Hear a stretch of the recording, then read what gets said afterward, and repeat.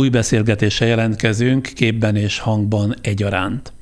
November közepén egy csalás miatt voltam kénytelen önökhöz fordulni, ugyanis elterjedt leginkább a Facebookon, de a TikTokon és más internetes felületeken is egy olyan 2 perc, 38 másodperces interjú utánzat, amelyet csalók készítettek. Minden bizonnyal mesterséges intelligencia segítségével előállítottak egy olyan állinterjút, amelyben Schwab Richard gastroenterológust kérdeztem egy bizonyos magas vérnyomás csökkentő, forradalminak mondott friss felfedezéséről. És bár Schwab Richard valamikor március elején tényleg járt nálunk, és tényleg beszélgettem vele, de egészen másról, arról, hogy mennyit együnk, mit igyunk, de a csalók ezt a felvételt körülbelül 2,5 perc erejéig meghamisították, ugyanis ezen a hamis felvételen Schwab doktor egy olyan találmányát ajánlotta, mondom még egyszer, a magas vérnyomású betegeknek, ami soha nem létezett. Felhasználva a mi eredeti felvételünk mozgó képét, a mesterséges intelligencia segítségével soha el nem hangzott, valótlan párbeszédet adtak a szánkba, úgyhogy hangszínünk nagyban hasonlítson az eredetire, és a szánk is már-már a hamis szövegnek megfelelően mozog. De kérem szépen önöket, ne hagyják magukat megtéveszteni, ne hagyják magukat átverni.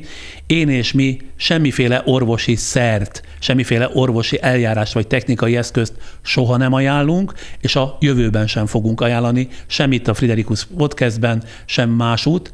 Ennek alapján ne is rendeljenek meg, ne vásároljanak semmit, mert természetesen csak arról szól ez az átverés, hogy az elkövetők minél több pénzt csaljanak ki a hiszékenyektől. Mellesleg készült ilyen felvétel a podcastünk kép- és hanganyagának meghamisításával, nem csak Schwab doktorral, hanem velem és Kon Zsuzsával, velem és Lakatos Péter belgyógyász professzorral, de Karikó Katalinnal is. Nyomatékkal kérem tehát, egyik hamisítványnak se higgyenek. Na és akkor, ahogy szoktam, a csatornánkra történő feliratkozásra továbbra is bíztatom önöket. Közösségünk létszáma youtube.com-on, örömmel jelentem, már 550 000 felett jár. A Facebookon további 250 000-en csatlakoztak hozzánk, hogy az Instagramról és a TikTokról most ne is beszéljek. Tehát törzstagságunk összesen már legalább 800-900 000 körül jár. Közelítünk az 1 millióhoz, amit, ha jól emlékszem, talán 2 éve tűztünk ki célul. Feliratkozni a YouTube-on, a Friderikus Podcast csatornánkon, bármelyik beszélgetés képernyője alatt, a kissé balra található feliratkozás gombra kattintva lehet, de van ugyanerre lehetőség a facebook.com-on is, a Friderikus Podcast fejléce alatt, a kissé jobbra található követem gombra kattintva. És persze, ha elnyeri tetszésüket egy-egy beszélgetésünk, kérem, ne fogják vissza magukat, lájkoljanak, illetve osszák meg a podcastjainket, beszélgetéseinket családtagjaikkal, barátaikkal, ismerőseikkel is. Ha minden technikai részletet elmondtam, önök pedig feliratkoztak, jöhet már is egy rövid részlet a mai beszélgetésből. A legfrissebb hírek szerint ön az utóbbi időben visszatért a biológiai evolúció kezdő pillanatának a rejtelméhez. Egy nemzetközi kutatócsoport élén arra vállalkozott, hogy földi körülmények között rendelkezésre álló nyersanyagokból megkíséreljék megismételni a pillanatot, amikor is megszületett a földi élet. Amit mi megcélzunk, az a mesterséges élet megteremtése. Tehát olyan kémiai rendszereket hozzunk létre, ez a cél, amelyek egyúttal már biológiai rendszereknek is tekinthetők. Ha önök a laboratóriumban sikerrel járnak, azzal egyszer s mindenkorra romba dőlnének az élet létrejöttét egy felsőbb akaratnak tulajdonító elképzelések? Az elképzelhető, hogy a történeti folyamat nem tudott volna lezajlani a Jóisten segítsége nélkül, de ha már ismerjük az élet alapjának az elveit, akkor mi elő tudunk állítani egy mesterséges életet, mert hiszen nem a történeti folyamatot követjük. Tehát a tudósok, önök nem veszik el Istentől a teremtés csodáját, de laboratóriumi életteremtésbe Isten beilleszthető, azt mondják. Beilleszthető, az egy más kérdés, hogy azt is gondolom, hogy az élet keletkezésének a történeti aspektusait is fel fogjuk deríteni, és akkor persze már teljesen más helyzet. Mostani vendégünk Szatmári Őrs, evolúcióbiológus, a hír pedig, amire a közelmúltban felfigyeltem, hogy akár az evolúcióra is képes lehet a mesterséges intelligencia, és nem attól kell félni, hogy öntudatra ébred, hanem például attól, hogy a mesterséges intelligencia már szoftvert is képes írni, ennek folytán vírust is létrehozhat, ami hatalmas veszélyt jelenthet. Most még azonban lehet tenni ez ellen, állítólag sterilizálni kell a mesterséges intelligenciát, vagyis nem szabad engedélyezni számára a teljesen autonóm reprodukciót. Továbbá megfigyelő kutatóintézetek létrehozását kellene ösztönözni, amelyek nem nagyvállalatok mellékágai, hanem független, a civil szférából érkező szereplők lennének. De akárhogy is nézzük, számos egyéb körülmény folytán is elég csúfos vége lehet az emberi civilizációnak, ha nem kapunk észbe, bár ez utóbbira nem sok a remény, és akkor most nem is a mesterséges intelligenciáról beszéltem.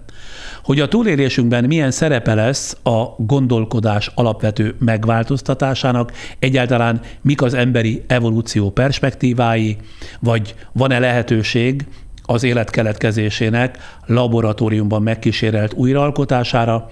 A többi között ezekről beszélgetünk egy igen izgalmasnak tűnő tudománynak, a nemzetközi hírű tudósával, Szatmári Őrssel.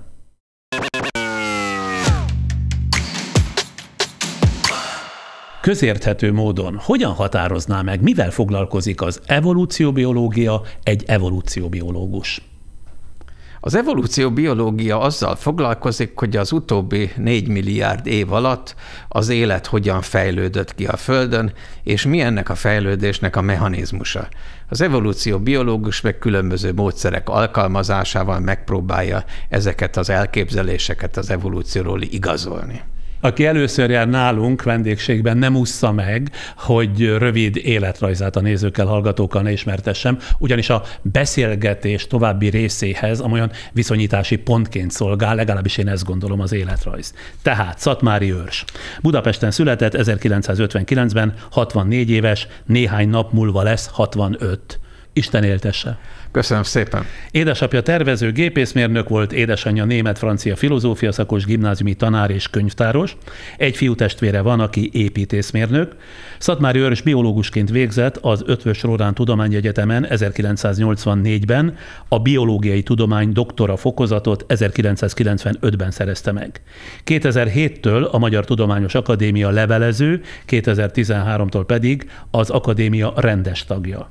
Jelenleg az Ökológiai Kutatóközpont Evolúciótudományi Intézetének kutatóprofesszora, az ELTE Természettudományi Kar Biológiai Intézet növényrendszertani, ökológiai és elméleti biológiai tanszékének egyetemi tanára, valamint a németországi Ludwig Maximilian Egyetem vendégprofesszora. Számos könyv szerzője és társzerzője, a többi közt John Maynard Smith-szel együtt írták 1995-ben az Evolúció nagy lépései című könyvet, 2000-ben a Földi élet regénye című kötetet, 2020-ban pedig a Klímaváltozás és Magyarország című könyvet szerkesztette. Angol és német nyelven ír és beszél, legjelentősebb kitüntetései akadémiai díj, amit 99-ben kapott meg, 2017-ben pedig a tudományos élet kiemelkedő képviselőinek járó legmagasabb kitüntetést, a Széchenyi díjat is megkapta. Felesége könyvtáros, egyetemista fia, mérnök, informatika szakra jár. Szabad idejében szívesen olvas történelmi témájú regényeket. Legutóbb például milyen történelmi témájú regényt olvasott? Legutóbb például Romsics Ignácnak, a neves történésznek az Erdély elvesztése című könyvét olvastam. Izgalmas volt? Nagyon, nagyon. Ugye Romsics nagyon higgadtan ír, de nagyon izgalmas végigkövetni ezeket a folyamatokat. Mindjárt belekezdünk a mára kijelölt témánkba, de előtte 10 másodpercben támogatóinké a szó. Kívánságok maguktól nem válnak valóra. Raiffeisenbank. Váltsd velünk valóra. A műsorszám felemelő pillanatait a Nissan támogatja. A mai podcastben Szatmári Őrs evolúcióbiológussal beszélgetek. Rögtön a dolgok közepébe vágva, arra vagyok kíváncsi, hogy amikor sokan a világban, igen számottevő szakemberek, köztük például ön is, azt hangoztatják, hogy a globális felmelegedés óriási baj felé sodorja az emberiséget, Ön szerint miért nem veszi ezt komolyan a többség sok-sok év óta? Miért nem vagyunk képesek változtatni az eddigi életmódunkon, ami sok bajnak a forrása? Ennek is esetleg evolúciós oka lehet? Az egyik ok az, hogy amikor az emberiség kialakult, akkor az együttműködésnek nagyon fontos szerepe volt, csak a léptéke az teljesen más volt. Tehát egészen más az, hogyha egy horda szintjén, tehát 40-50-60-100 ember szintjén kell együttműködni, vagy egy nemzet szintjén kell együttműködni, ahol gyakorlatilag nagyon sokszor ugye egy nyelvet beszélnek ráadásul, tehát van egy ilyen erős identitásképző elem a csoporttudat mögött, és más az, amikor globálisan kellene együttműködni, tehát az evolúció nem készített fel bennünket arra, hogy globálisan működjünk együtt. Tehát itt látok egy olyan problémát, hogy egy olyan teszt előtt állunk, amelyen elbukhatunk. Ez az egyik aspektus. A másik aspektus pedig az, hogy valahogy az emberek mindig, minthogyha másra várnának, hogy majd más csináljon valamit. Fölöttem csináljanak valamit, alatta a szomszéd csináljon valamit, az állampolgár csináljon valamit, a kormányok csináljanak valamit. Tehát ez egymásra várás és egymásra mutogatás, ez borzasztóan elterjedt. És ez engem azért idegesít, mert akkor ennek nem lesz megoldása. Márpedig ez egy nagyon goromba dologhoz tud vezetni.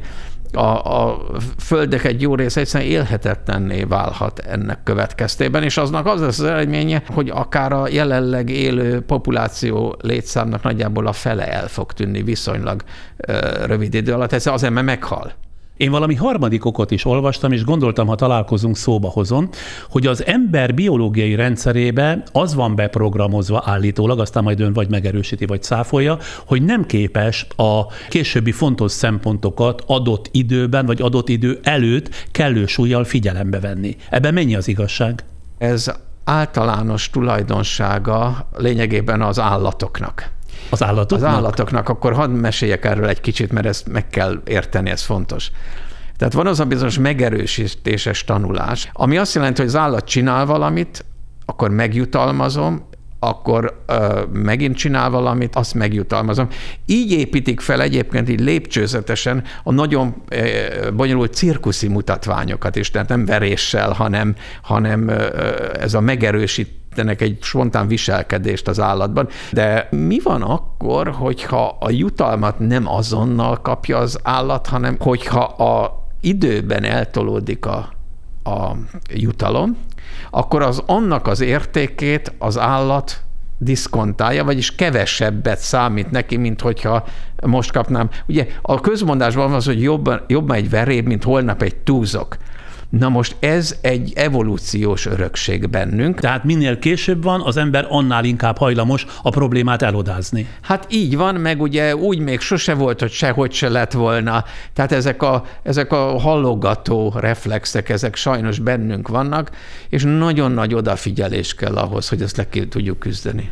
A civilizáció összeomlásáról persze megoszlanak a vélemények, még a tudományos világban is. Körülbelül 2 éve itt járt nálunk Gelencsér András vegyész professzor, a Pannon Egyetem rektora, aki azt állította, hogy 15-20 évre sincs meg a jelenlegi életformánk nyersanyag fedezete, de alig, hogy előadta ezzel kapcsolatos, egyébként szikár tényeken alapuló érveit, számos jelentős ellenvetést kapott tudományos körökből is. Viszont ezt látva és hallva, tehát amikor tudósok egymásnak is ellentmondanak, a laikusok, gondolom én, könnyen legyinthetnek, mondván, hogy ha a tudósok sem tudnak megegyezni, nem kell ezt az egészet, tehát ezt a civilizációs összeomlást olyan komolyan venni. De komolyan kell venni, mert az, hogy nem tudunk pontos időpontot mondani, az nem jelenti azt, hogy nem kellene elővigyázatosnak lenni. A tudományon belül nem arról folyik a vita, hogy nincs nagy baj, csak arról folyik a vita, hogy mennyire van nagy baj, és az mennyire közeli. De abban elég erős a közmegegyezés, hogy tenni kell valamit, mert előbb-utóbb biztos nagy baj lesz, ha nem teszünk semmit. És mindezek tetejében mindjárt hivatalba lép Amerika megválasztott elnöke, Donald Trump, aki alakulóban lévő stábjával együtt erős kételjeit fejezi ki, finoman szólva, a világ kritikus környezeti állapotával és a szükséges tennivalókkal kapcsolatban, ami megint csak tovább erősíti a szkeptikus hangokat. Mit gondol ennek következtében például, amit a mindjárt hivatalba lépő amerikai elnök és stábja képvisel. Ennek következtében azok a folyamatok lelassulhatnak, amelyekkel az emberiség az elmúlt években, ha lassan is, de megpróbálta késleltetni a civilizációs összeomlást? Ugye ez a fajta klímaváltozás tagadás, vagy az, hogy a klímaváltozásban az emberiségnek fontos szerepe van, hogyha ezt tagadjuk, akkor ugye szabad a vásár, akkor rogyásig lehet kitermelni az olajat, rogyásig lehet égetni az olajat, és ez borzasztó problémákat vet föl. Nagyon nehéz az emberek szokásait megváltoztatni.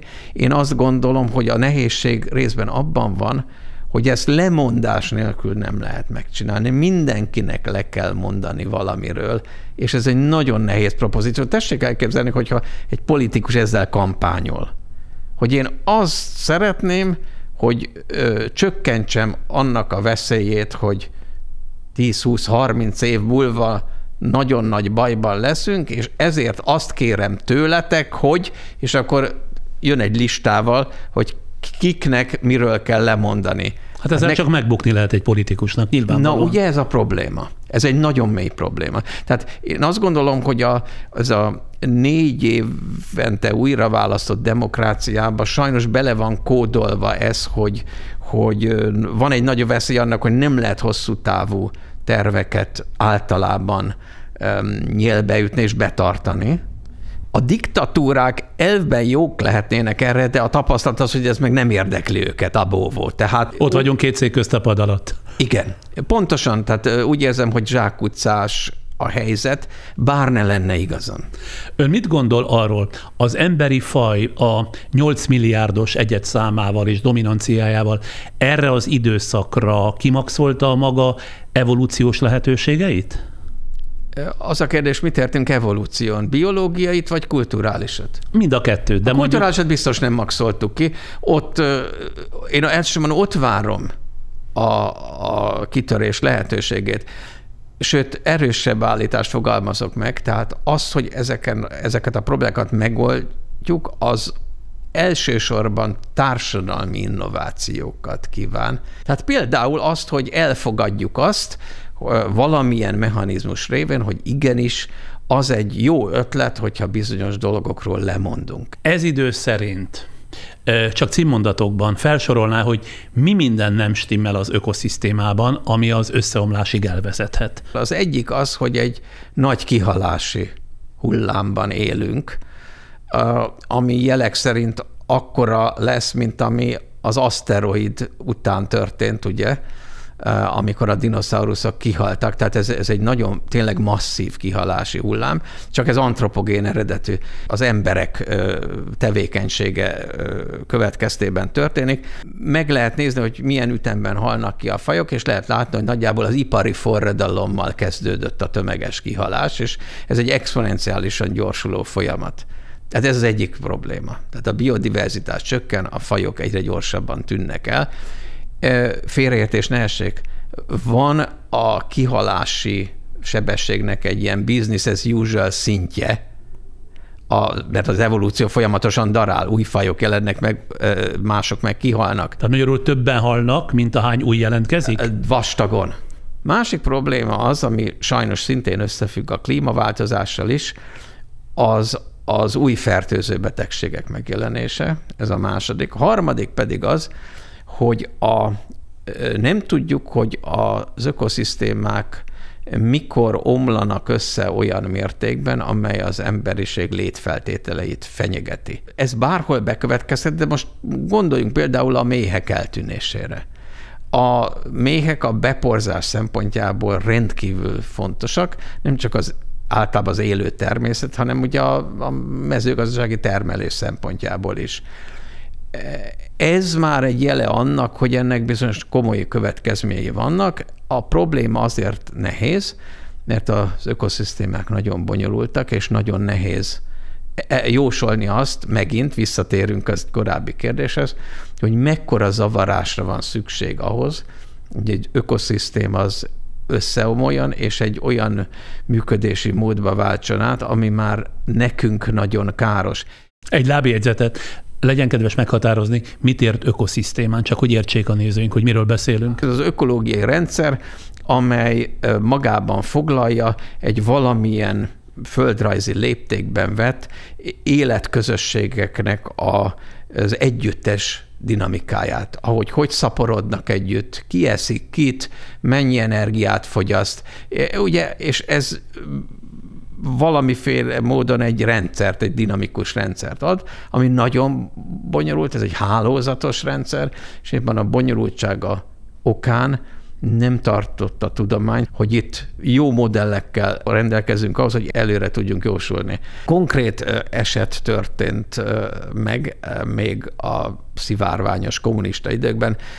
Kollégáim elmentek a Szovjetunióba terepgyakorlatra, és belföldi szovjet járatokon is utaztak, és az egyik arra lett figyelmes, hogy a szárnyban lévő ilyen csavarkák, azok úgy mozogtak, tehát úgy a rázkodás mozogtak, és időnként elrepült egy. És ugye elgondolkozott azon, hogy vajon hány csavarnak kell kiugrani ahhoz, hogy lezuhanjon a gép. Na, túlélték, de ez egy olyan probléma, amely problémát egy mérnök ki tudna számítani. Egy ökológus nem tudja azt kiszámítani, hogy hány fajnak kell ahhoz eltűnnie, hogy az ökoszisztéma úgymond lezuhanjon. Ez a baj, de abban biztosak vagyunk, hogy előbb-utóbb lezuhan, csak egy jóval nehezebb problémával állunk szemben. Ha már említette az okok között a járványokat, ha jól értettem, ennek járulékait. Olvastam például, hogy a COVID mérlegét harvardi professzorok megvonták, és kiszámították, hogy nagyjából mekkora volt a gazdasági kár, amit a koronavírus járvány világszerte okozott. Ha jól emlékszem, ők 16 billió, azaz 16 milliárd dolláros vírusnak nevezték el ezt a koronavírus, mert a rengeteg halálos áldozaton túl sok 10 millióan vesztették el a megélhetésüket is. Úgy szól a cikknek a címe, hogy a 16 trillió dolláros. Akkor az mennyi? Az nem 16 milliárd? Az billió. 16 billió dollár? 16 billió dollár. Hát nagyon sok, ez a lényeg. Jó. Hát nem milliárd, az még smafu lenne. Annak a 3 nullával több, igen. És ez már nagyon durva. És azt is lehet már tudni, hogy a koronavírus Amerikában az emberről például átkerült a fehérszarvasokra, így a fehérszarvas állomány 90%-a COVID-fertőzött. Ennek például csak ennek az apróságnak lehetnek még következményei? Természetesen, mert minden fehér szarvas, akiben ott van a COVID, az egy COVID tenyészetté válik. Tehát tovább tenyészik benne a vírus? Tovább tenyészik, mutáción megy át, mindenfélét csinál, és bármikor vissza is ugorhat az emberre egy olyan formában, amivel még nem találkoztunk, és esetleg nagy bajt okoz. És ez csak egy vírus. És csak egy vírus, de lehetnek ennél sokkal nagyobb járványok, ez a probléma. Magyarország kórokozók dolgában hogy áll? Csehül áll Magyarország is, de ez azért van, mert azok a hordozók, akik korábban télen meghaltak a hidegtől. Például kullancsfajok, ugye? Így van, azok egyszerűen áttelelnek, ugye? Mert nincs elég hideg? Nincs elég hideg, és akkor növekszik annak a valószínűség, hogy a kórokozó sikeresen megtelepedjen az emberi populációban. Úgy hívják, hogy gazdaváltást követel. Ez könnyebb, mint ahogy korábban a biológusok gondolták, és ez nagyon ijesztő. Ugye a legtöbb ilyen új fertőző betegség, ez zoonotikus, tehát állatokról terjedt át emberre. Na például egy ilyen nagy világjárvány terhelését, a járvány nyomán előálló terhelést mennyire lenne képes kezelni a világ? Van a fertőzöttségnek és a mortalitásnak egy olyan szintje, ami a világkereskedelem összeomlásához vezet. Nem lehet kibújni ez alól a következtetés elől, csak elég goromba járvány kell hozzá, vagy, amire sajnos szintén van esély, mikor több járvány van egyszerre. És ennek is van már realitása? Realitása sajnos van. A legnagyobb veszélyben egyébként a nagyvárosok vannak ilyenkor.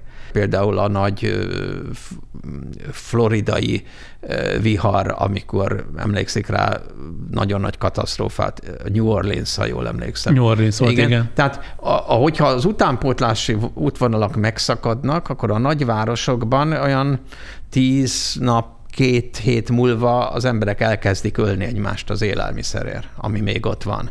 Tehát valójában a technológiai civilizáció nagyon fejlett, de nagyon sérülékeny. Például, hogy egy másik szempontot behozzak, a kapitalizmus eddig megszokott működési módja mennyire játszik bele az összeomlás felé haladásba? A kapitalizmusban benne van például az állandó növekedéskényszer. Ugye ez egy abszolút katasztrófa. Ugye amikor egy országnak a teljesítményéről beszélünk, ma is mindenki a GDP-t emlegeti. Hát azzal még egészen elképesztően fenntarthatóság ellenes mérőszám, ugye, hogyha van ez a vicc, de hát ez illusztrálja a problémát, hogyha van egy ország, amelyik egyetlen év alatt kivágja az összes erdejét, azt a fát eladja, hát elképesztően megnövekszik a GDP, na és akkor mi lesz a második meg a harmadik évben? Tehát sajnos azt kell mondanom, hogy ehelyett a mérőszám helyett sokkal intelligensebb mérőszámokra van szükség, de önmagában ez a növekedési kényszer, ami szerintem a kapitalizmusnak tényleg az inherens velejárója, ez egy olyan zsákutca, ami csak valamiféle berobbanással érhet véget. Igen, de maga a kapitalizmus és az emberi civilizáció is ugye evolúciós termék, hiszen az emberi természet része a versengés, illetve hogy javakat felhalmoz, mert ebben látja a túlélése biztosítékát. Szóval önellentmondás ez egy kicsit, vagy talán nagyon is, ugye? Természetesen, hát ezeket fel kell oldani, és azért a kapitalizmus se volt velünk ugye 300 000 évvel ezelőtt, ugye, amikor a Homo sapiens nagyjából kialakult, hanem az egy történelmi termék, ahogy a feudalizmus is az volt. Hát miért gondolja valaki, hogy a kapitalizmus az utolsó szó ebben? Tehát ez hajtja az embert olyan gondolatokra, hogy főleg a túlélés érdekében arra lenne szükség, hogy valami más leváltsa ezt. Például piac szerintem mindig is lesz, de bizonyos reflexektől, bizonyos automatizmusoktól meg kell szabadulni. Például a reklámoktól meg kéne szabadulni. Mert akkor mit intéznénk el azzal? Borzasztóan csökkenne a fogyasztás, ugye főleg az a felesleges fogyasztás. Hát miért kell 3 havonta új ruhát venni? Hát azért, mert van a divat, és reklámozzák. Na de pontosan ez az, ami fenntarthatatlan. Egyébként a textiliparnak borzasztó nagy az ökológiai lábnyoma. Ezt kevesen tudják, de óriási. Sok kárt okoz magyarán. Nagyon sok kárt okoz, és akkor beszéljünk egy kicsit erről az ökológiai lábnyomról, mert ez centrális. Az ökológiai lábnyom azt mondja, hogy egy adott népesség, egy adott területen, az valójában, hogyha pontosan úgy él, ahogy most, valójában a Földből mekkora területet igényel. Na most nagyon sok ország jóval nagyobb területet igényel, mint ahogy elhelyezkedik, mert ugye a máshonnan hozza a forrásokat. Ezeket össze lehet adni, ezeket a lábnyomokat, és most jelenleg ott tartunk, hogy ez megközelíti a Földnek a 2-szeresét. Na most, hogyha ezt valaki fenntarthatónak gondolja, akkor azzal már valami komoly mentális probléma van. Igen ám, de azért a kapitalizmusnak van más oldala is, mert nem csak a versengés és a felhalmozás genetikai kódjai mozgathatnak minket, hiszen a kooperáció és a józan belátás készségével is ugye rendelkezik az ember. Egy világhírű közgazdász és talán egy ugyancsak kiemelkedő evolúcióbiológus írt együtt egy könyvet, talán fogja tudni, hogy mire utalok, a gazdaság alapjainak újra gondolása a kötet címe, és ebben bebizonyítják, hogy a klasszikus közgazdaságtan alapfeltételei nagyon is hibásak. Tudniillik, a verseny és a növekedés hívei olyan törvényszerűségeket és előírásokat fogalmaznak meg, mintha elfeledkeznének arról, hogy az ember kooperatív, azaz együttműködésre képes. Én azt hiszem, hogy igazuk van. Ahogy írják, a klasszikus közgazdaságtan úgy néz ki, minthogyha szociopatákra és pszichopatákra tervezték volna. Miért? Azért, mert az extrém önzésnek a szempontjából íródott lényegében. Mint ha az ember csak önző szempontokkal rendelkezne, semmi mással? Lényegében igen, és valóban a klasszikus közgazdaságtanban tényleg van egy olyan probléma, hogy nem törődött az ember evolúciós örökségének a teljességével. Tehát az emberiség nem alakult volna ki, hogyha nem lenne kooperációképes, és a sok mindent, amit most látunk és használunk, az alapján fejlődött ki, hogy az emberek azok csoportokban alakultak, tehát az utóbbi 5 millió éven keresztül.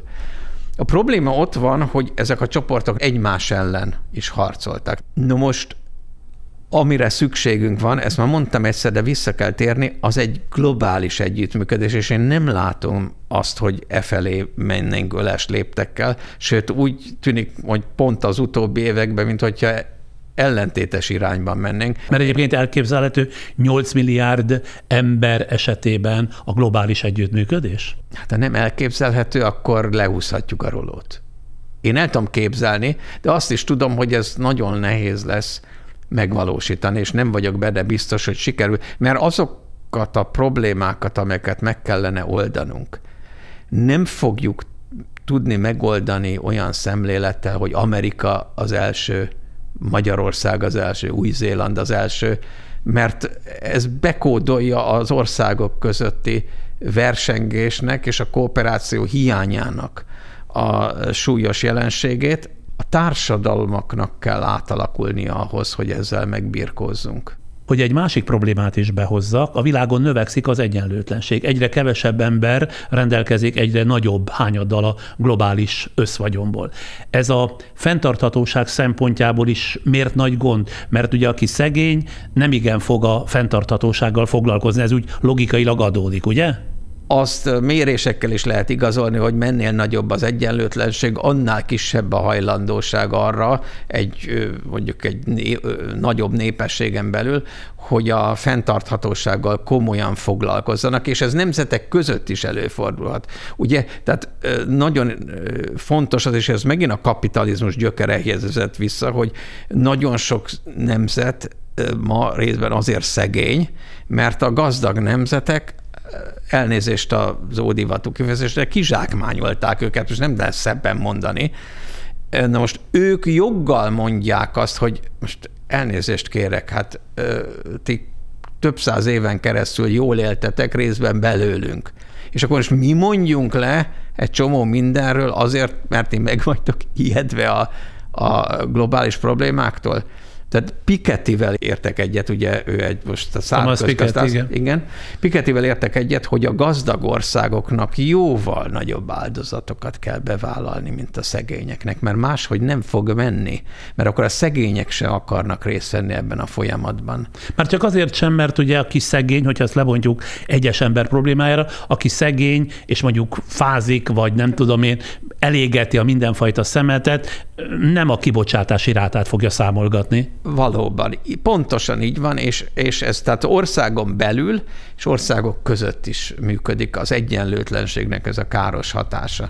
Na de ha jól gondolom, a klímaváltozás okozta társadalmi problémákat, akkor tovább fokozzák ezek a klímaváltozást, ezért a klímaváltozás egyre gyorsul és még nagyobb társadalmi problémákat okoz, a még nagyobb társadalmi problémák pedig fokozzák ezt a civilizációs összeomlást, illetve annak a veszélyét. Ez maga akkor egy ördögi kör, amelyből hát így első hallásra lehetetlen a kitörés, vagy lát önreális kitörési pontokat? Két dolog lenne nagyon fontos. Az emberek felfogják ennek a problémának a súlyát, és jó hiszeműen tárgyalnának egymással. Ezeket a küzdelmeket, ha szabad így mondani, ezt az oktatásban, a társas kapcsolatokban, a politikai életben, a nemzetközi szférák, a nemzetközi szervezetekben végig kell vinni, és nem lennék ennyire ideges, hogyha azt gondolnám, hogy hát ez 100 évünk is van erre.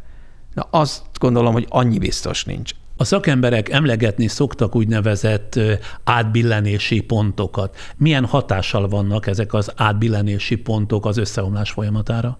Nagyon sok ilyen átbillenési pont van, legalább egy tucat, amit az úgynevezett földrendszerrel foglalkozó tudósok azonosítottak.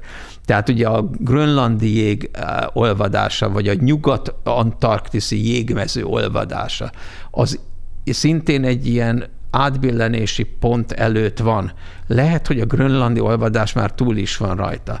És akkor abból mi következik? Hát például az következik, és ezt kiszámolták, tehát hogyha a szén-dioxid kibocsátást mondjuk néhány évtizeden belül a nullára tudjuk, vagy nulla közelébe tudjuk levinni a nettó kibocsátást. Ami már önmagában képtelenség. De hogyha már megtörtént az, hogy a grönlandi jég átment az átbillenési ponton, akkor hiába csökkentjük le a szén-dioxid kibocsátás nullára, az még 1000 évig olvadni fog utána. Tehát ez azt jelenti, hogy az egyik átbillenés előidézi a következőt? Igen. Tehát ha elolvad a jégfelület, az újabb átbillenéshez vezet ezek természetesen, szerint. tehát ezek ilyen ördögi köröket tudnak kialakítani. Tehát nagyon kellene vigyázni tényleg, mert az átlaghőmérséklet emelkedésével különböző országokban rohamosan tud majd romlani az az életfeltétel, ami nekünk fontos. Bár amikor azt hallom, hogy 1 vagy 1,5 fokot fog nőni a következő, nem tudom én, 5 évben vagy 10 évben a hőmérséklet, én ettől nagyon nem ijedek meg, mert 1-1,5 fok plusz, az nagyon is kibírható. Ez a 2 fok, 3 fok átlag, ez azt is magával hozza, hogy ezen belül irtózatos hőhullámok lesznek, na az már nem kibírható. De hogyan lesz hőhullám az 1-1,5-2 fokos felmelegedésből? Mert ez az átlag. Ez olyan nem mindegy, hogy mekkora a Duna átlagos szintje. Hogyha a Duna átlagos szintje viszonylag alacsony, akkor elbír egy árhullámot, igaz, anélkül, hogy elvinné a parlamentet. Hogyha eleve magas szinten van a Duna átlagos szintje, és akkor jön egy árhullám, az egy nagyon nagy bajt okoz. Önök tudósok azt egészen pontosan megtudják, vagy nem tudják megmondani, hogy minden körülményt egybevetve mikor jön az összeomlás? Egyáltalán az ökoszisztémánál precízen ki lehet azt számítani, hogy hol van a már tolerálhatatlan túlterhelési pont? Az ökoszisztémát a legnehezebb ilyen szempontból számolni, éghajlati dolgokat azért bár nem könnyű, ennél jobban lehet számolni. Bizony néhány évtizeden belül nagyon kellemetlen tapasztalatunk lehet a golfáramlattal kapcsolatban. Globális hatása is lesz, de elsősorban Európa nyugati felén lesz fogaknak csikorgatása. Nem is olyan régen ön egy beszélgetésben valahogy úgy fogalmazott, hogyha nem lesz radikális változás, akarom pontosan idézni, 30 éven belül az életfeltételek annyira beszűkülhetnek, hogy az emberiség fele rövid idő alatt elpusztul. Ezt a vízióját mire alapozza, és mit jelent ez a vízió? Sajnos a legkülönbözőbb globálisan káros jelenségek majd együttesen fognak hatni. Tehát együttesen fog hatni a klímaváltozás, gondoljunk a mezőgazdaság alakulására, gondoljunk az új fertőző betegségekre, az ebből következő ugye egyéb jelenségekre, mint az ivóvíznek a problémája, amely olyan jellegű probléma, ami már nagyon komoly konfliktusokat tud okozni akár országok között is, és hogyha ezek mind együttesen hatnak, akkor nagyon-nagyon nem kizárható az, hogy hát olyasmi lesz, mint amikor egy atomerőmű leolvad. Tehát egyszerűen elérkezik az egész rendszer egy olyan állapotba, amikor már csak lefele van út. Ezek a változások nem fognak az egész glóbusz vonatkozásában mondjuk 50 fokot csinálni, meg, de hát azért, hogyha az emberiség fele kipusztul, az egy óriási változás, és akkor még arról nem beszéltünk, hogy a maradék az milyen körülmények között éldegél. Mert az nagyon nem mindegy. Ahogy mondtam, a technológiai civilizáció nagyon sérülékeny. A magas szintű technológia fenntartásához magas szintű technológia kell. Ez egy nagyon fontos dolog. Na most tessék meggondolni, az összeomlás után honnan lesz például üzemanyag? Könnyen hozzáférhető üzemanyag már nincs. Már csak nagyon bonyolult technikákkal nyerjük ki az olajat, meg a gázt. Ha egyszer ez összeomlott, akkor hogy indul újra?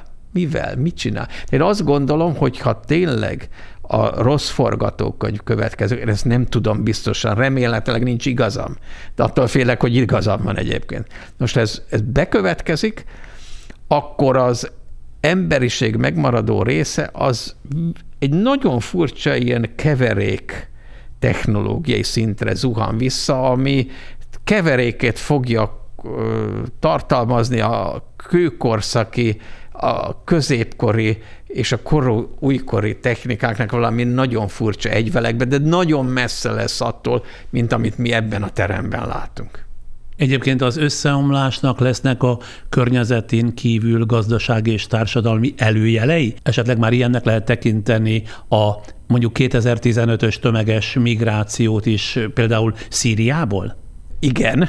Nagyon érdekes, hogy volt egy Ilton nevezetű híres ökológus. Ő 58 tájékán írt egy könyvet a biológiai inváziókról. És abban a könyvben ő ezt leírta, hogy az emberiség egy példátlan éghajlati változás előtt állt, amelynek az elkerülhetetlen következménye a felfogozott állati és emberi migráció lesz.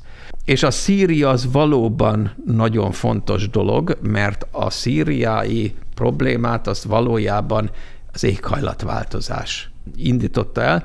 A mezőgazdaság az éghajlatváltozás miatt kezdett tönkre menni. Nagyon száraz lett az ottani klíma. Nagyon száraz, és elkezdtek beáramlani az emberek a városokba, akiknek nem volt munkája. Ezekre a konfliktusokra, ugye, hogy már szokott lenni, a politikusok rátették a magukét, és ez gyakorlatilag elvezetett ahhoz a lehetetlen helyzethez, meg a migrációhoz, amit látunk. És hogyha folytatjuk, ez egyre több helyen fog jelentkezni. Magát az összeomlást hogy kell elképzelni? Egyre több helyen van egyre nagyobb baj, ami az létfeltételeket, a gazdaságműködést és a társadalom egészségi állapotát jelenti. Tehát elmegy mondjuk az áram, akkor ha nincs áram, akkor nincs étel. Ezek egyik szüli a másikat. Nincs orvos, nincs fűtés, nem működnek az intézmények, nincs hatóság, nincs mit enni. Ha összeomláson, az ezt jelenti. És akkor az emberek rövid időn belül egymásnak esnek. Igen. Amíg meglévő mondjuk ennivalóért. Például. Igen. De ahová ki akarok lyukadni, hogy a civilizáció összeomlása elpusztíthatja magát az emberi fajt, ez jelentheti a végzetes véget? Ennek viszont nagyon kicsi esélyét látom. Elképesztő mértékű például atomháborúnak kellene ahhoz lenni, hogy az emberiség mint olyan kihaljon. Ugye nagyon sok helyen élünk, nagyon nagy létszámba. Én ezt nem tartom különösebben valószínűnek, de az úgynevezett technológiai civilizáció az tényleg összeomolhat. Az egy más kérdés. Az emberi faj az elven igen, gyakorlatban nem gondolom, és amit még hozzá akarok tenni, a bioszféra az szinte elpusztíthatatlan. Ki lesz esélyesebb ilyen esetben a túlélésre? A jól berendezett szigetek, nagyobb szigeteken van esély. Például Új-Zéland az egy kiváló terület. De akkor behozok egy másik szempontot, mert a világ számos elzárt pontján, például az amazóniai őserdőkben még a civilizáció által alig érintett emberi közösségek élnek. Előállhat például az a különös helyzet, hogy az összeomlását túlélő emberi közösségek evolúciós versenyhelyzetbe kerülnek a máig az őskori elődök életét élő emberekkel? Előfordulhat, igen. Ráadásul ezek ugye a maradék populációk gyakran kicsik lesznek, és akkor érdekes genetikai folyamatok tudnak lezajlani egy ilyen populációban. Igen, ez előfordulhat, és azt is szoktam mondani, hogy lesznek olyan ma is vadászó, gyűjtögető életmódot folytató emberek, akik annyit fognak az összeomlásból észrevenni adott esetben, hogy most már nem mennek azok a furcsa dolgok az égen, de őket nem feltétlenül fogja zavarni. De ilyen értelemben akkor ők, hogy mondjam, a verseny győztesei lesznek. Igen, egyértelmű. És nagyon fontos azt megjegyezni, hogy ezek az emberek nem hülyék, tehát ez ugyanúgy az emberi fajnak a részei, mint mi, ugyanolyan intelligencia szinten rendelkeznek, csak egy másik életformát folytatnak. Egyébként egy olyan életformát, ami rendkívül aktív cselekvő és gondolkodási képességet jelent, mert sokkal több olyan körülmény van az ő közelükben, ami élet-halál kérdése. Tehát a túlélési képességük is jóval nagyobb. Igen. Miközben az emberiség a civilizáció fejlődésével az évezredek során megnövekedett élettartamával, ugye maga is egy hosszú evolúciós utat járt be, ezért aztán azt kérdezem, hogy fel tudna sorolni a folyamatos alkalmazkodási, tehát szelekciós kényszerből fakadó evolúciós különbséget mondjuk az őskor, az ókor, vagy éppen napjaink emberisége között? Úgy tűnik, hogy nagyjából az utóbbi x ezer évben, most nem tudom pontosan, hogy mikortól kezdődnek a jelenség, de hát több ezer évről van szó, például csökken az emberek agymérete. Na, ide akartam kiukadni. Pont ide akartam kiukadni. Én is olvastam, hogy napjaink emberének állítólag kisebb az átlagos agytérfogata, mint a még a természetben élt halászó, vadászó, gyűjtögető elődöké. Így van. Azt mondja, hogy így van. Mivel magyarázza, hogy a fejlődésünkkel együtt járó elméleti többlet nem éppen ellenkezőleg hatott, azaz nem növelte az agyunkat? Ugyanakkor a nagyságú kutyát összehasonlítva ugyanakkor a nagyságú farkassal, a kutyának kisebb az agymérete. És ez általában igaz a háziasított állatokra, de most az ember az magát háziasította. Mi egy úgynevezett konstruált nisben élünk. Azt a környezeti feltételrendszert jelenti egy populáció számára, amiben úgy kényelmesen érzi magát, tehát bele tud ülni. Ezt hívják ökológiai nisnek. Tehát ez egy konstruált nis. Ahol nem konstruált, az a vadászógyűjtögetőknek az életmódja. De miénk teljesen konstruált nis, és ugye a domesztikált állatok is egy konstruált nisben élnek, amit mi konstruáltunk a számukra. Tehát ezekben a konstruált nisekben ugye nagyon könnyen előfordulhat az, hogy egy csomó dologra nincs olyan szükség, mint amikor kvázi vadon éltünk. Tehát nem használjuk így aztán annyira az agyunkat, mint amennyi kitelne belőle? Mint amennyire régen szükség volt, mert annyiféle dolognak kell megfelelni egy vadászó gyűjtögető életmódon. Nálunk sokkal kevesebb. Azért ebben a konstruált világban nagyon el tudunk pojácáskodni egy csomó minden, és nem halunk bele.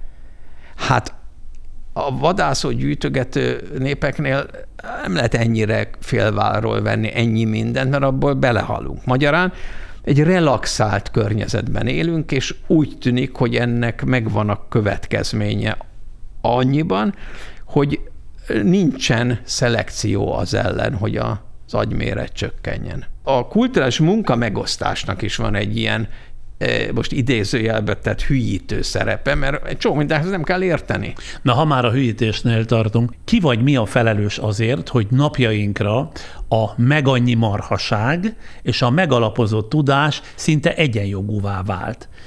Az oktatás, vagy a tudomány gyenge kommunikációja, vagy a hitelességre fittyet hányó tömegmédia. Nyilván ön is tapasztalja, hogy tulajdonképpen az emberek többsége egyenértékűen kezeli. Tehát a tudás leértékelődött, hiába mond a tudós valamit, egy marhasággal ez félresöprik. Igen.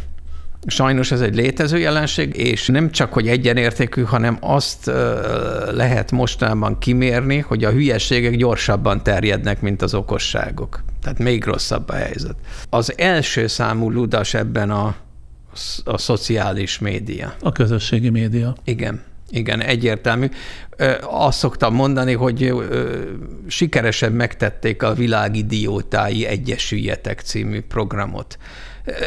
Érdemes belegondolni, tehát azért 34 évvel ezelőtt mi esélye volt annak, hogy egy brazil, egy új-zélandi, egy ausztrál, egy magyar és egy finn úgy egymásra találjon és egymást hergelj. Hát nem volt rá esély. A médiumokat nagyjából szerkesztették. Igaz? Tehát az újságokat szerkesztették, a tévéket szerkesztették. Tehát volt egy korlát arra, hogy mennyire tudjon a hülyeség terjedni. Itt viszont globális hálózat keletkezett, ráadásul az ilyen médiumok tulajdonosai rá is játszottak, mert abból csináltak hasznot, hogy milyen sikeresen megtalálják egymást ugye ezek a különböző emberek, és akkor létrejöttek ezek a visszhangkamrák, amelyekben ugye a saját véleményemet, ami lehet totális marhaság, azt hallom vissza, és akkor engem erősít meg, hogy milyen.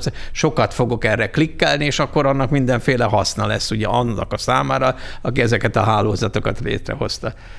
Ezt én borzasztóan rossz fejlődési iránynak tartom, és nagyon veszélyesnek tartom. Ez önmagában alááshatja a civilizáció stabilitását. Tessék megnézni, hogy mekkora beavatkozási kísérletek vannak már például választásokban, még szintén ezeket a csatornákat használják ki. Na de ugyanakkor ezek a közösségi médiák segítették, demokratizálták, ha úgy tetszik, az ismeretekhez való hozzáférés lehetőségét. Vagy inkább arra ezért hangsúlyt, hogy a tudati káoszt idézték elő nagyobb mértékben, mint az ismeretekhez való hozzáférést. Egyértelmű. Hararinál olvastam a legújabb könyvében, a Nexusban pontosan azt a példát, hogy volt egy olyan ország, ottan hátsó India környékén, ahol egy nagyon komoly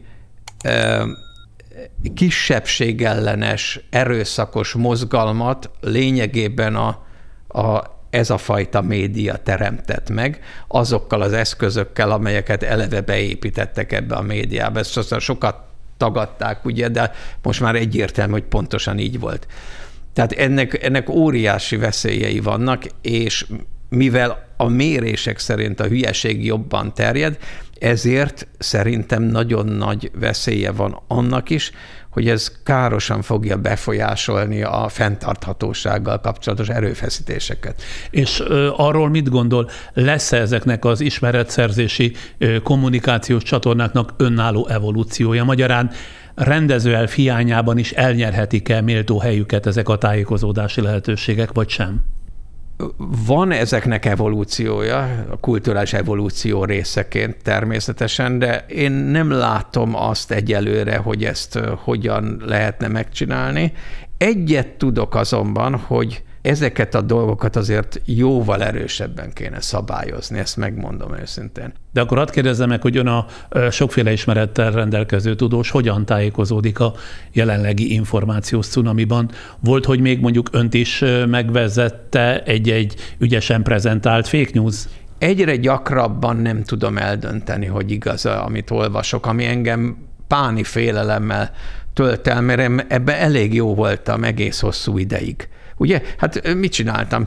Több mindent elolvastam, összevetett, és rájöttem, hogy na hát eznek nagyon kicsi a valószínűsége, ez meg valószínűleg igaz. De most már ugye ezek úgy reverberálnak, ezek a jó dolgok is tudnak, de a marhaságok is tudnak, a spontán marhaság és a szervezett marhaság úgy árasztja el ezeket a tereket, hogy az ember tényleg gyakran az érzés, hogy nem tudom, hogy most akkor ez igaz, vagy nem igaz. Akkor itt most kicsit megpihenünk, iszunk például egy pohár vizet, igen. Addig támogatóink jönnek 20 másodpercben, aztán folytatjuk a témát és a beszélgetést.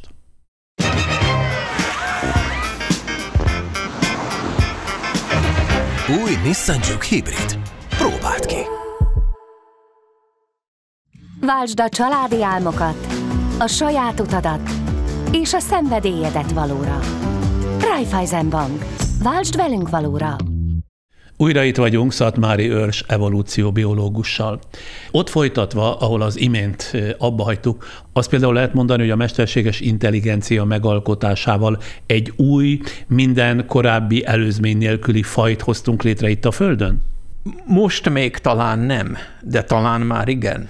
Én akkor tekintem ezt fajnak, amikor valóban megjelenik ez az evolúció képesség, akkor lényegében nem is csak egy faj, hanem hát ha úgy vesszük, ott is előfordulhat az, hogy a mesterséges intelligencia változatokon belül olyasmik alakulhatnak ki, amelyek emlékeztetnek a biológiai fajokra, meg egymás között például nem fognak, ha szabad így mondani, termékeny utódot létrehozni. Pont ezt akarom kérdezni, hogy mik azok a kritériumok, amelyek alapján már nem egy ember által létrehozott gépezetként, hanem egy esetleges evolúciós versenytársként kell rátekinteni. Hát, akkor lesznek az embernek valamilyen értelemben versenytársai, amikor olyan tulajdonságaik jelennek meg, amelyek a mi biológiai rátermettségünkre hatnak. Tehát amennyiben a mesterséges intelligencia evolúciós rendszeré válik, ez elvezethet oda, hogy kiszorít bennünket egy csomó helyről, és az ember teljesen, csak érdektelen pozíciókba szorul? Ez bizony nagyon is elképzelhető, mert akkor van a folyamatnak egy automatizmusa. Az emberek állandóan beszélnek arról, hogy mi lesz, hogyha a mesterséges intelligencia öntudatra ébred.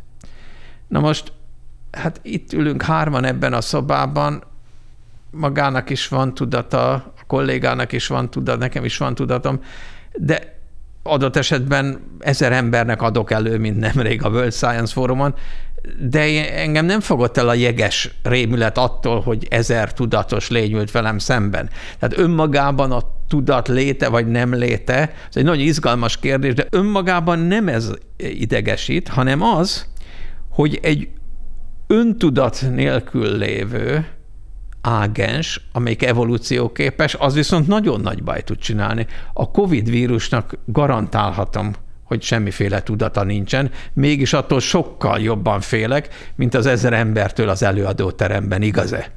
Akkor jól értem, hogy ez azt jelenti, hogy a mesterséges intelligencia saját maga autonóm módon újabb mesterséges intelligenciákat tud generálni, tehát akkor a reprodukciós képesség, az öröklődés és a változatosság is megjelenik benne? Egészen pontosan erről van szó, az összes fontos kritérium, ami szükséges az evolúció képesség, megjelenik. És akkor ilyen esetben milyen pozícióba szorulna az ember? Ez szituációfüggő, hogyha a mesterséges intelligencia úgy érzékeli, hogy az neki biztosan jó, hogyha elnézést kérek, buta emberekkel van körülvéve, akkor indirekt módon megtalálhatja azokat a csatornákat, amelyel például az oktatás színvonalát rombolja. Ez nem tudatos tevékenység, ez egy olyan tevékenység, ahogy egy vírus engem megtámad. Az nem tudatos, de baromira kellemetlen. Szoktam mondani a tanmesét a májmétejről. Na most a májmétej az egy parazita, mint ki lehet találni, a májat métejezi, szarvasmarhákban, emberekben, és nem kellemetlen. Nagyon kicsi, ilyen többsejtű élőlény. És nagyon bonyolult életciklusa van, mert több köztes gazdán megy át. Na most, amiért elmesélem, az, hogy van egy olyan fázis, amikor ilyen kis golyók vannak, és ezeket a hangyák megeszik. Na most egy hangya a májmétejhez képest egy Einstein. Egy kognitíve nagyon fejlett lény. Ennek ellenére az történik, hogy bekerül a hangyába a májmétej, átveszi az uralmát a hangya agyának a megfelelő részei fölött, és arra kényszeríti a hangyát, hogy a fűszálaknak a tetejére menjen és ott maradjon. Miért? Azért, mert ha a tehén legel, akkor annak a hangyának van nagyobb esélye bekerülni a tehén szervezetébe, aki a fűszál tetején van, és akkor a benne levő májmétejnek is megnövekszik az esélye, hogy bekerüljön a tehénbe.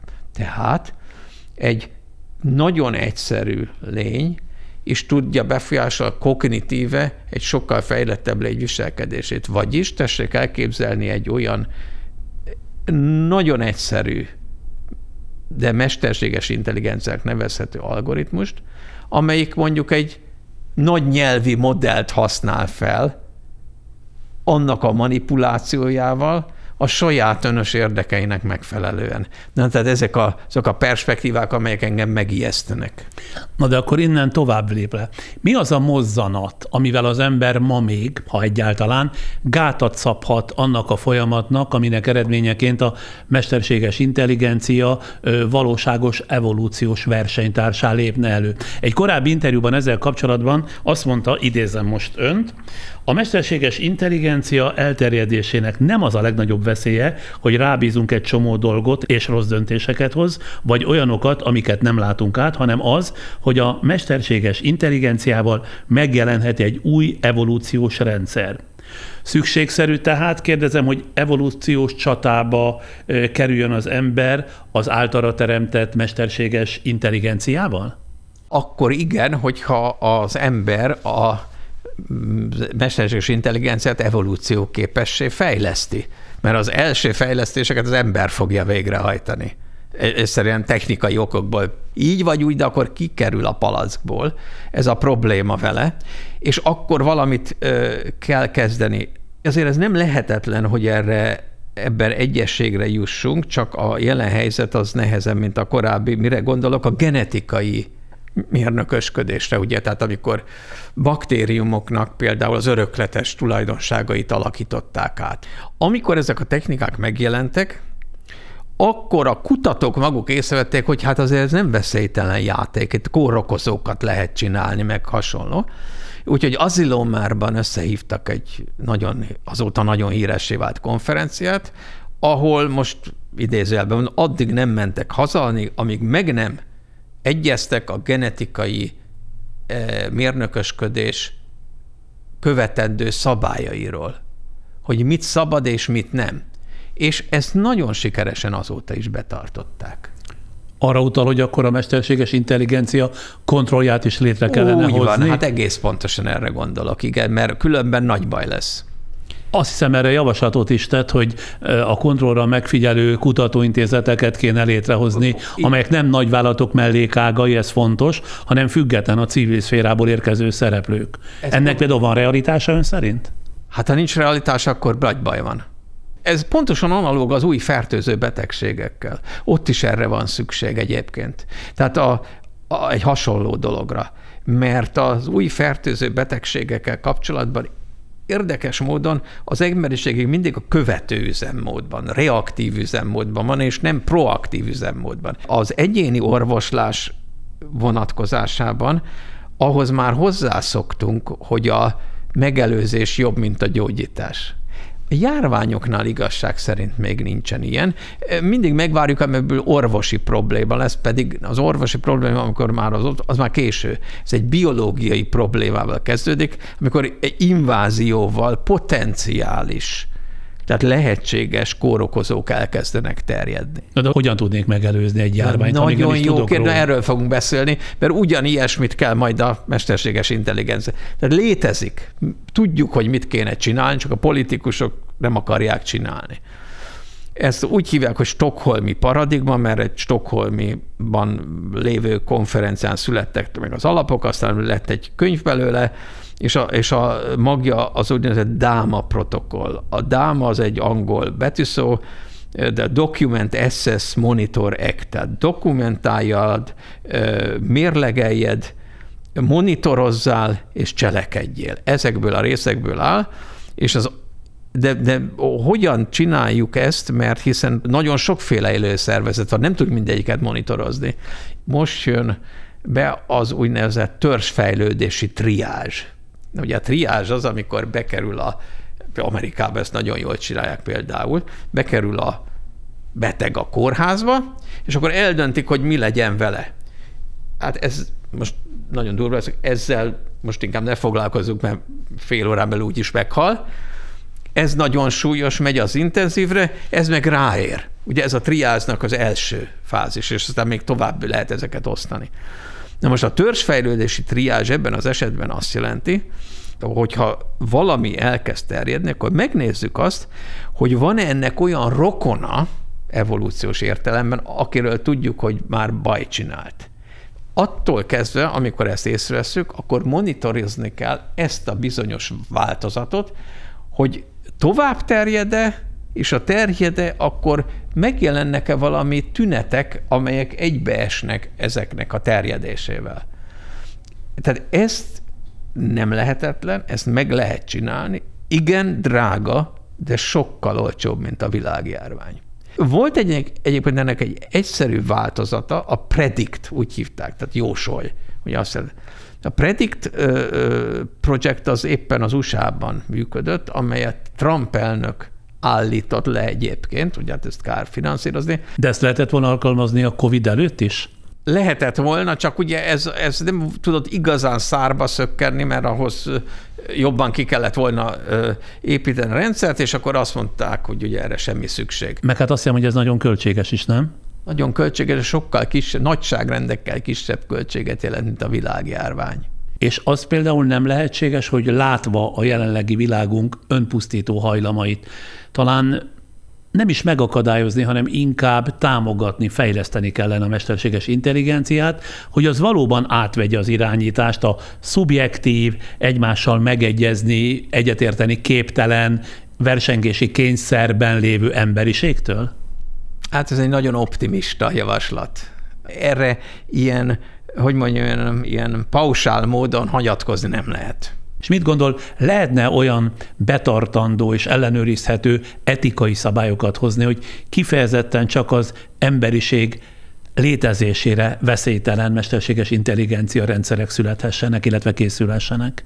Ezt meg lehet célozni, és a veszélyt lehet csökkenteni. Megakadályozni teljesen mindent nem lehet, mert tudjuk, hogy jól mondjuk az Alcatrazból is elszöktek emberek. Tehát csak azt akarom mondani, hogy abszolút biztos mechanizmusok itt nincsenek, de nagyon nem mindegy, hogy most megint a járvány analógiát használva, hogy minden 10. járvány okoz-e bajt, vagy mindegyik járvány bajt okoz, igaz? Ez egy óriási különbség. Tehát csillapítani, mitigálni lehet a jelenséget hatékonyan. Etikai szabályokkal. Hát igen, de technológiai szabályok is kellenek hozzá, mert amint az etikai szabályokból lehet levezetni. Megmondom, hogy miért kérdeztem ezt. Ugyanis a beszélgetésünk elején emlegetett, az éppen most győzedelmeskedett amerikai politikai áramlat egyik várható haszonélvezője, Elon Musk, számos unortodox elképzelése között különös figyelmet szentel a mesterséges intelligenciának is. Ebből adódóan kérdezem, hogy nem kell-e például attól tartani, hogy a tudomány fejlődési iránya előbb-utóbb egy-egy anyagiakkal és politikai hatókörrel egyaránt rendelkező személy egyéni etikai belátásától függhet majd? Természetesen igen, minél nagyobb vagyona van adott esetben az illetőnek, vagy az illető szervezetnek, annál nagyobb hatással lehet erre. Azért szerencsére vannak a tudomány irányításának évszázadok alatt kimunkált mechanizmusai. Tehát van a tudománynak egy jelentős önmozgása, és ezt teljesen kikapcsolni, ahhoz azért nagyon-nagyon diktatórikus eszközökre lenne szükség. Tényleg tudnak kárt okozni, de az, hogy leuralni tudják az egész tudományt, azt nem hiszem. Nem véletlenül kérdeztem, amit az előbb kérdeztem, ugyanis pár napja az Oxfordi Egyetem egyik vezető tudósa, Dorothy Bishop kilépett például az Egyesült Királyság legrangosabb nemzetközi tudományos társulatából, a Royal Society-ből, mert aggályai lettek épp Elon Musk tagsága kapcsán. Muskot egy James Bond film főgonoszához hasonlította, aki arra használja mérhetetlen vagyonát és hatalmát, hogy fenyegesse a vele egyet nem értő tudósokat. Muskot egyébként, ha jól emlékszem, 2018-ban választotta be tagjai közé a Royal Society az űr- és elektromos jármű iparban végzett kiemelkedő munkájáért, de azóta kiderült, hogy több tag is írt a társaságnak, amelyben aggodalmukat fejezték ki Musk miatt, aki vakcina ellenes konteókat népszerűsített és relativizálta a klímaváltozást. Igen. Ettől lehet félni, de még egyszer mondom, én nem hiszem, hogy a tudomány egészét le tudnák uralni.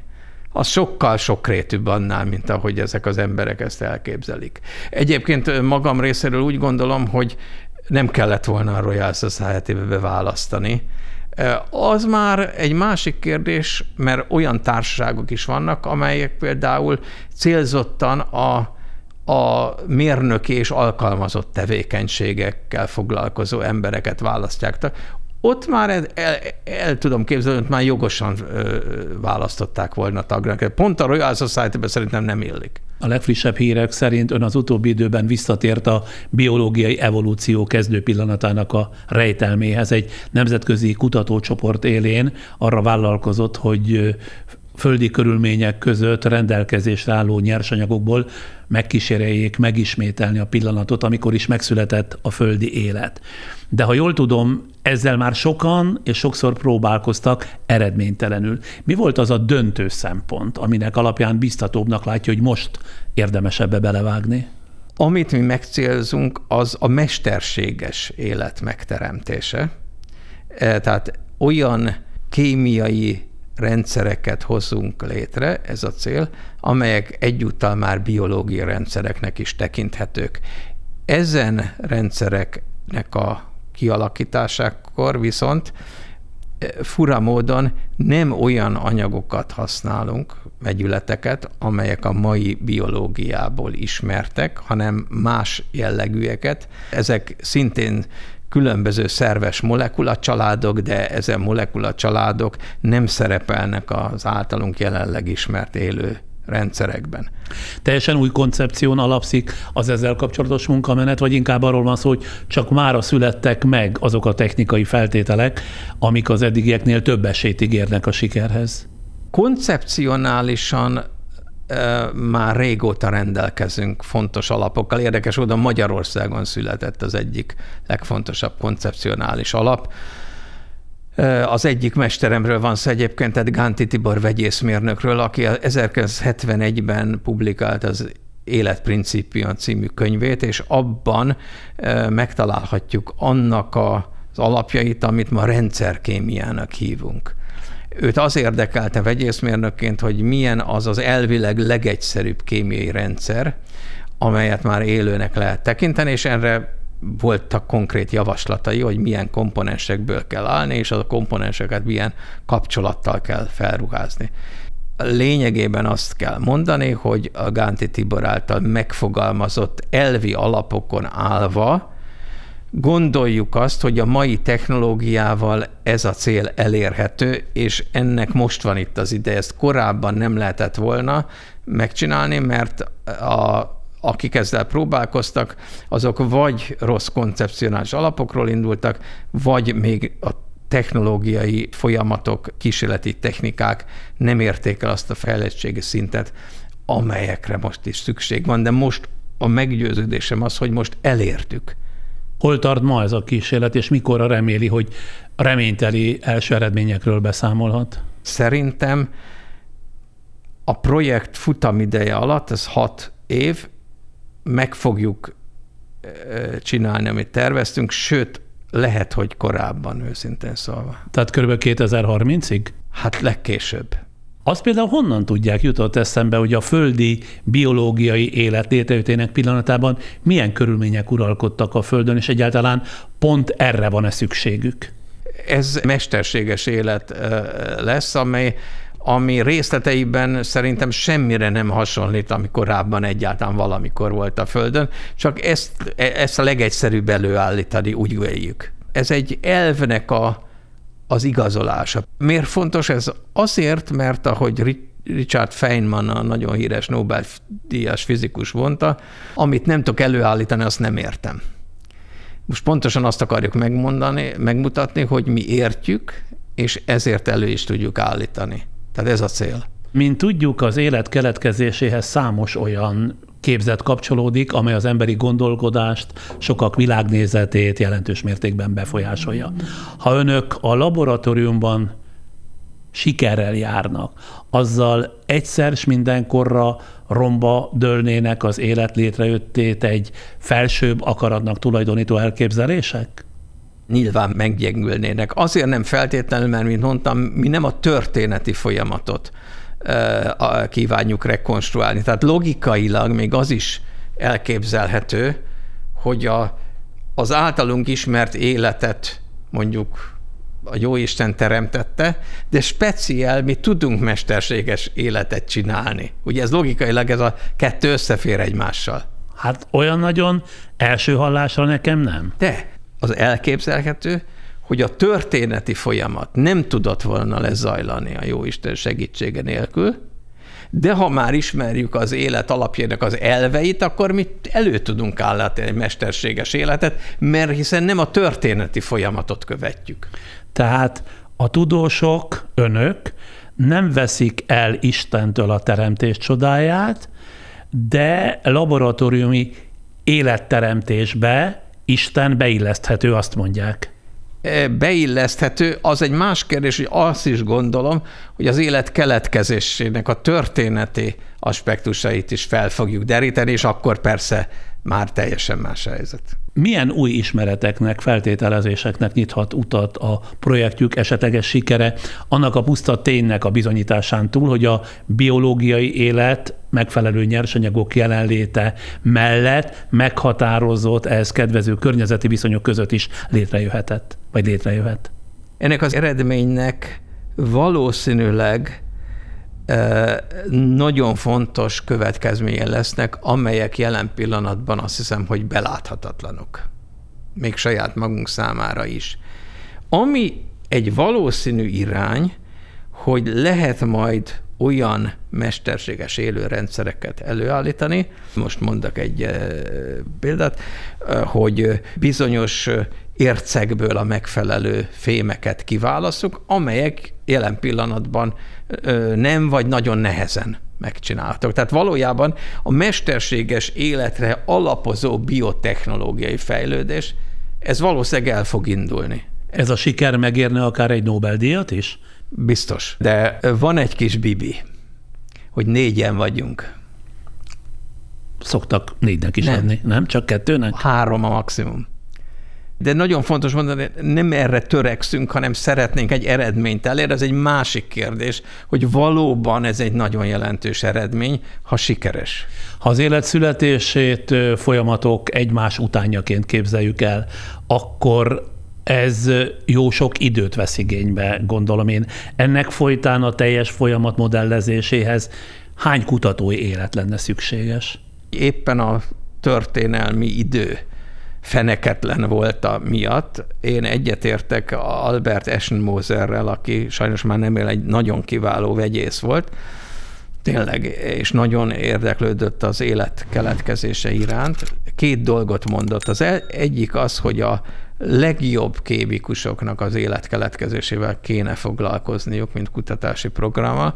A második, amit mondott, azzal is egyetértek, hogy azt a dolog természeténél fogva sohasem fogjuk tudni, hogy hogyan történt. Amit elérhetünk azt, hogy lesz egy közmegegyezés, hogy így történhetett. Ez a maximum. Az élet születése esetében hogyan képzeljük el a kutatási folyamat menetét? Adott egy feltételezett alapkoncepció, vagy prekoncepció, úgy tetszik, amelynek a folyamatos változtatgatásával figyelik, hogy melyik variáció közelít leginkább a várt eredményhez? Ez is egy evolúciós folyamat valamilyen értelemben. Itt csak azt kell megmondanom, hogy többféle prekoncepció létezik. Ugye mindenki a saját körtjét fújja. Itt nagy égók vannak ezen a területen, most ebben nem menjünk bele, szórakoztató is néha, meg néha nagyon kellemetlen, de a lényeg az, hogy ami viszont ebben jó, hogy párhuzamosan többféle irányból támadják ezt a problémát, ami növeli annak a valószínűségét, hogy fontos eredményekre lehessen jutni. Itt senkinek sincs ott a bölcsek köve. És leginkább próbálgatások végtelen sorozatáról van szó? Koncepció vezérelt próbálgatásokról van szó, igen. Milyen új ismereteknek, feltételezéseknek nyithat utat a projektjük esetleges sikere? Biotechnológiai irányokat tud kinyitni, és tagadhatatlan az is, hogy jól lehet, nem célunk az élet keletkezésének a történeti kutatása, de abban biztos vagyok, hogy a projekt során olyan molekuláris megoldásokra bukkanunk rá, illetve tudunk alkalmazni, amiből tanulva az életkeletkezés történeti folyamatait is bizonyos mértékben jobban fogjuk érteni, és jobban fogjuk tudni kísérletileg megvalósítani. Széles tömegek számára milyen értelme lehet? Az nem egy jó érzés, hogyha megértünk valamit? Az univerzumról, vagy az élet alapjairól. Tehát ennek szerintem önmagában van egy olyan gyönyörűsége, ami semmi máshoz nem hasonlítható, nem? Így van. Örülök, hogy ránk szánta ezt a jókora időt, sok mindent megtudhattunk öntől, a civilizáció összeomlásáról, ennek meg annyi részletéről, okokról és következményekről, meg erről az új projektről is egyaránt. Köszönöm szépen. Én köszönöm. Ha önök is úgy gondolják, hogy sokat tanultak Szatmári Őrs evolúcióbiológustól, megköszönjük, ha támogatják munkavégzésünket. Erre van lehetőség egyrészt itt a YouTube-on, a képernyő alatt a köszönet gombra kattintva, de támogatni tudnak bennünket a donabli.hu honlapon keresztül is, a Friderikus Podcast oldalon, valamint a patreon.com-on, ugyancsak a Friderikus Podcast oldalon, itt rendszeres támogatásukra is nyílik lehetőség, és akkor nem kell minden egyes alkalommal kattogtatni. Akinek pedig mindezek esetleg követhetetlennek tűnnek, annak ajánlom, hogy a youtube.com-on a képernyőnk alatt a podcast tartalom leírását követően keressen rá az összes támogatási lehetőség leírására, és válassza a legkényelmesebbet. Kis figyelmükre számítok, még 10 másodpercet kérek. A műsor támogatója, a Nissan magyarországi forgalmazója, a Grand Automotive Central Europe Kft. Kívánságok maguktól nem válnak valóra. Raiffeisen Bank. Váltsd velünk valóra. Felhívom figyelmüket még azoknak, akik lemaradtak róla, hogy körülbelül 3 hete feltettünk egy minden szempontból igen fontos beszélgetést, ami állandó szakértőnkkel, Buda Péter nemzetbiztonsági elemzővel készült arról, hogy mi minden következik Donald Trump újraválasztásából. És bár a Trump körüli fejlemények az elmúlt 3 hétben is már egyre beszédesebbek, de ha valaki tényleg érteni szeretné a világot, azt, amibe kerültünk, és amire számítani lehet Donald Trump jóvoltából, ajánlom, feltétlenül hallgassa, illetve nézze meg ezt a körülbelül 90-95 perces beszélgetést Buda Péterrel. A Heritage Institute-nak, a Trump mögött álló egyik agytrösztnek a vezetője nyilatkozta azt, hogy ők gyakorlatilag egy új amerikai forradalmat akarnak végigverni az Egyesült Államokon, ami, hogyha a baloldal is hagyja, akkor vértelen lesz. Tehát ezek azért nem annyira megnyugtató bejelentések, és hogyha elolvassuk mondjuk a projekt 2025-öt, ha ismerjük ezeknek a személyeknek az egyéb megnyilatkozásait, könyveit, különböző nyilatkozatait, akkor azért az ember kicsit megijed attól, hogy ők ezt tényleg komolyan gondolják. A kérdés csak az, hogy Trump a saját maga népszerűségének a megőrzése érdekében, és lehet, hogy itt pont Trump lesz a visszatartó erő, aki nem ideológiai alapon gondolkodik, a saját maga népszerűsége megőrzése érdekében mennyire tartja vissza ezeket az erőket. A következő kérdés viszont az, hogy ezek az erők, amikor látják azt, hogy az az elnök, aki az ő segítségükkel került hatalomra, nem hajtja végre az ő általuk kívánt programot, akkor mit tesznek? De ezentúl érdemes a figyelemre a Máté Gábor Kanadában élő orvossal szeptember végén készített beszélgetésünk is, amely az elme, a tudat, a lélek és a test összefüggéséről szól, meg persze sok minden másról is.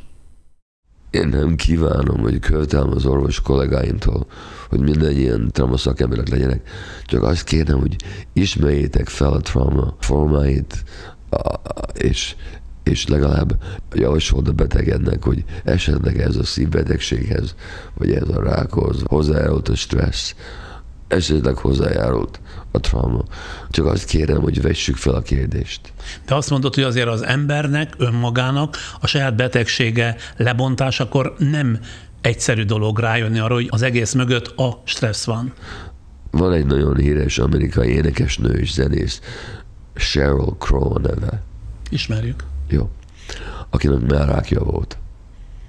És ő azt mondta, hogy a mellrákom előtt én mindenki másnak az érzelmeit és érdekeit sokkal foglalkoztam, és mindig volt egy hang a fejembe, ami azt mondta, hogy nem vagy elég jó.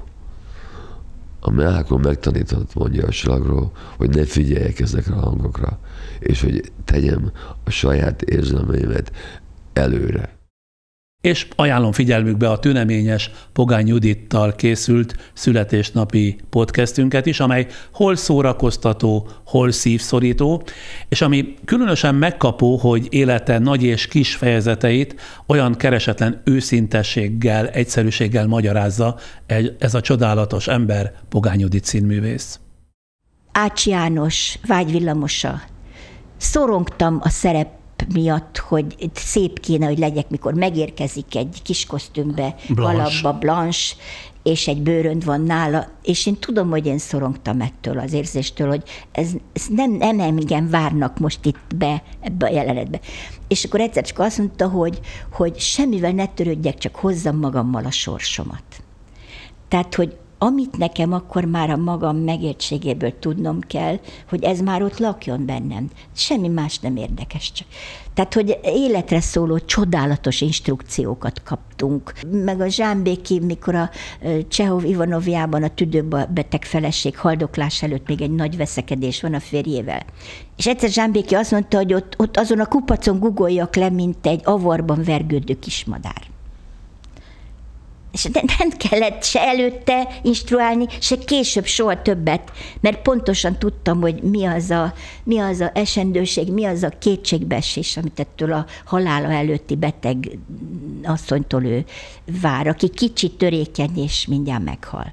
Ha pedig a televíziós múltam darabjai között lenne kedvük válogatni, nem kevesebb, mint 325 archívrészletet tudok kínálni önöknek a YouTube oldalunk talán 5. vagy 6. sorában, vidámat, szórakoztatót, elgondolkodtatót, közéletit, tudományosat is, szóval mindenféle fajtát. És akkor legközelebb várhatóan 2 hét múlva jövök újabb podcasttel.